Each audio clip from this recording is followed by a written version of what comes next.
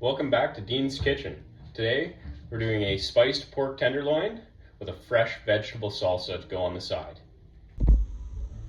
First, you want to take your pork tenderloin, remove all the silver skin off of it. You don't want the chewy stuff. Then you're going to put it into the frying pan. Try to use a cast iron, lots of hot oil. Alright, so I've got my cast iron pan here. Got some high temperature oil. I'm going to put that in all over it. Make sure you got some good coverage on it. Turn that heat on. You want to get it nice and hot. Make sure you get the oil all over the pan.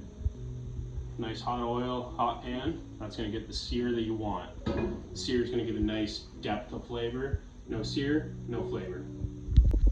Alright, so now we're going to get our seasoning for the rub for the nice pork tenderloin. Tablespoon of chili powder.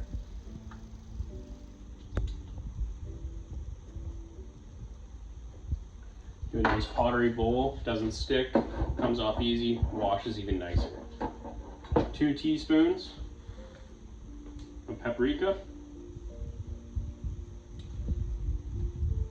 And if you get a little extra, that's fine. It's just a little bit of extra flavor. Some salt. Just fresh cracked, or about a teaspoon. Good. And Szechuan peppercorns. Got them in a little grinder. About a half a teaspoon or so. Gives a nice little aromatic effect. Perfect. Good. Some onion powder next. About a teaspoon as well.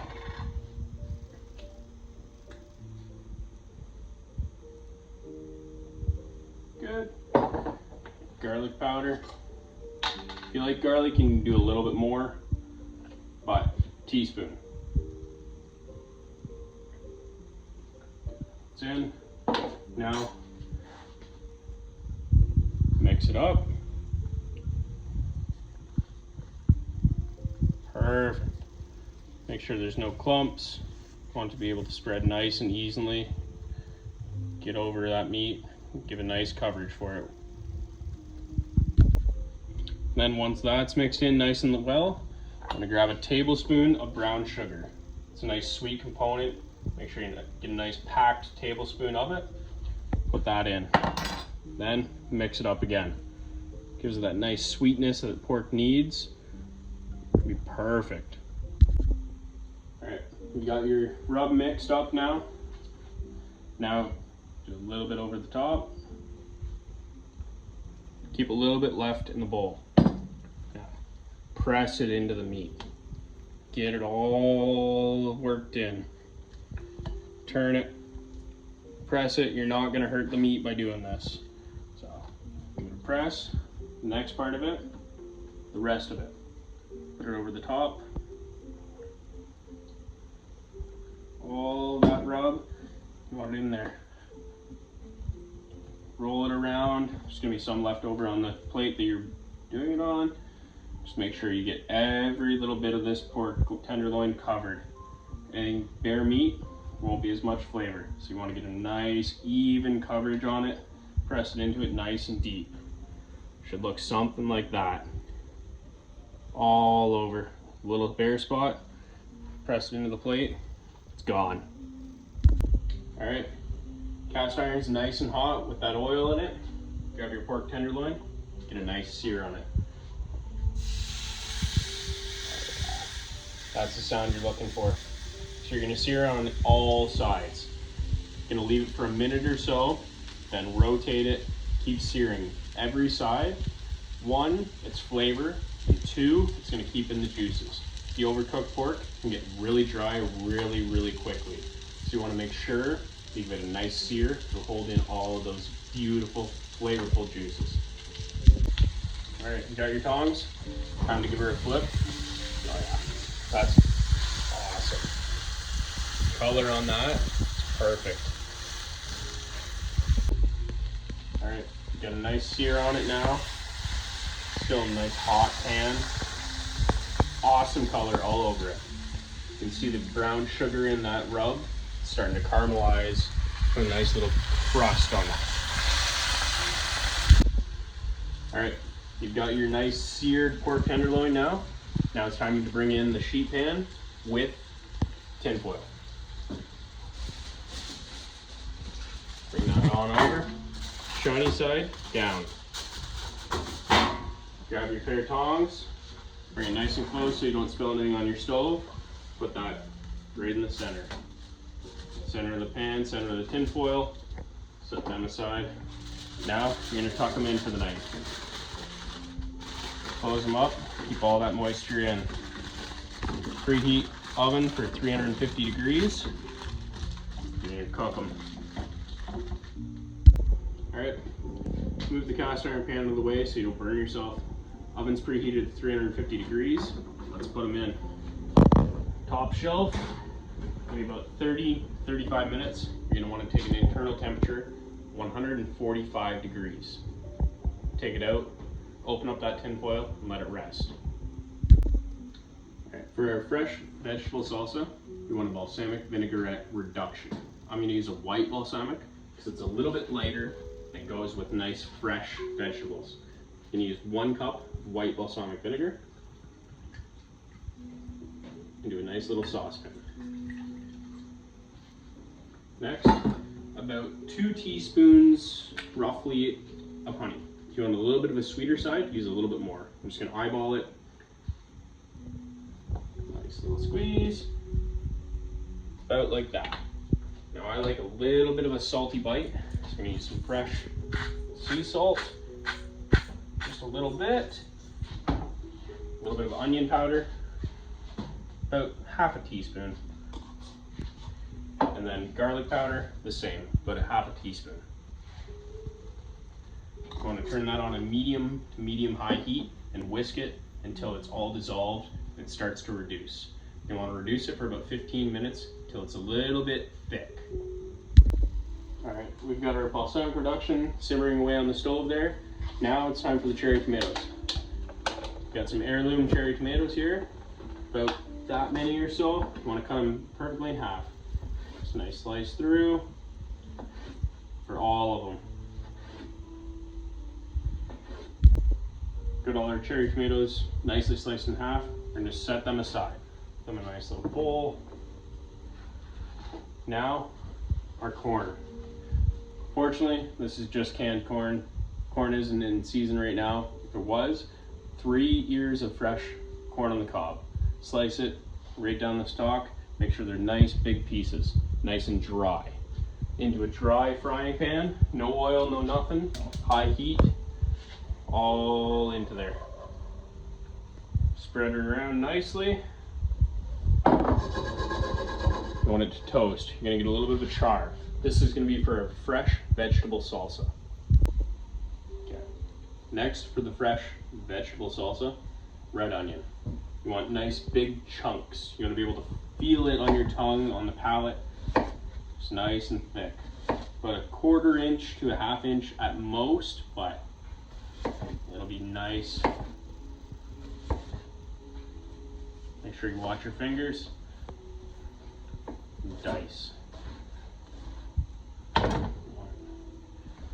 Pieces about like this. All right, we've got our balsamic reduction. You can see how it's starting to bubble up now. Wonderful. Turn the heat off, take it off the heat. Our corn is starting to get, you can see it's popping right out of the pan. Get a little bit of color on it, give it a shake. Now, it's time for the onions and the heirloom tomatoes. Right in there. Those and big chunks of nice fresh red onion. Give it a shake. Flip towards you. Everything down at the end, flip towards you. Let that cook for another few minutes till it all starts to get a little bit soft. Especially the onions, you still want to bite to the onion. It's going to be a nice pop when you're eating it.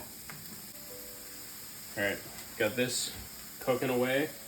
And here I've got a teaspoon of chili powder, a teaspoon of paprika, teaspoon of salt, teaspoon of pepper, and a tablespoon of dried basil and a teaspoon of dried oregano.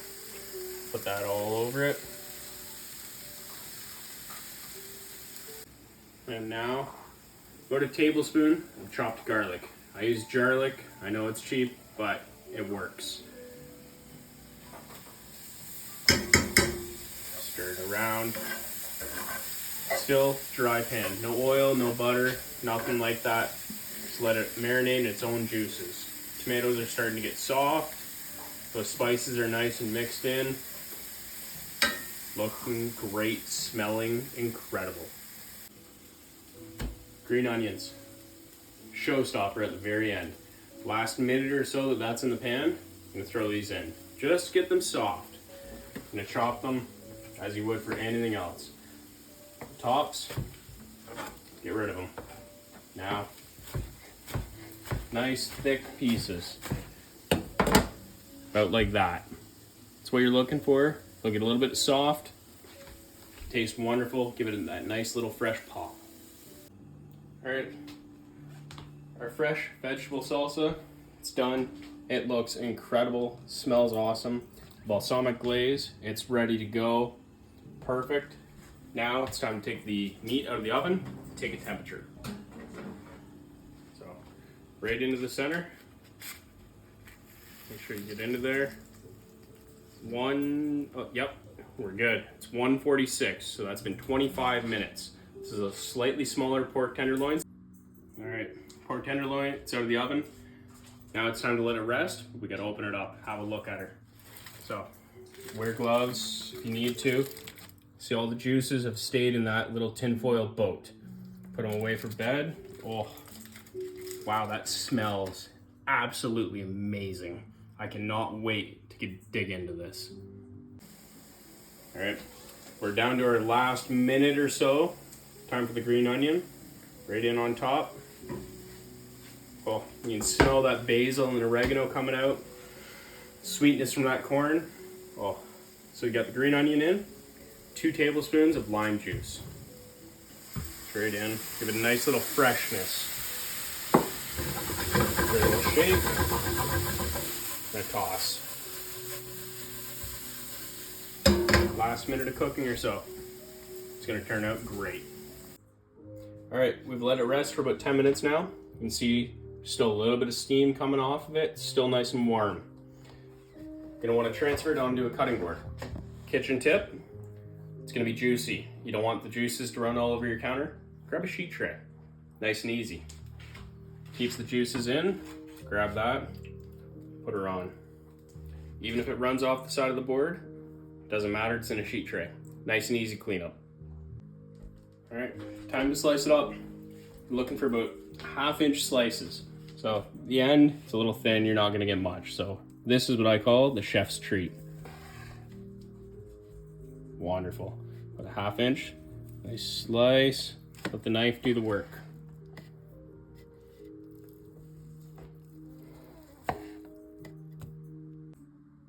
All right, we've got our pork plated. Looks awesome.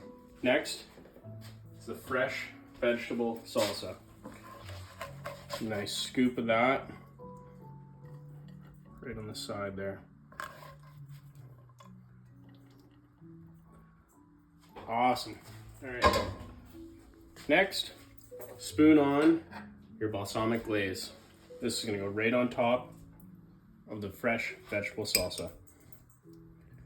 As little as or as much as you'd like. A little bit on there. And I like to do just a little bit on the pork. Just a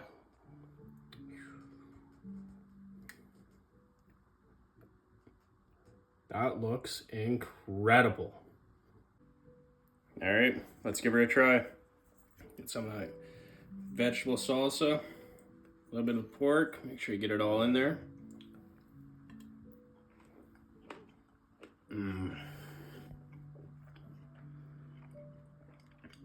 That is awesome. Remember, keep your knives sharp.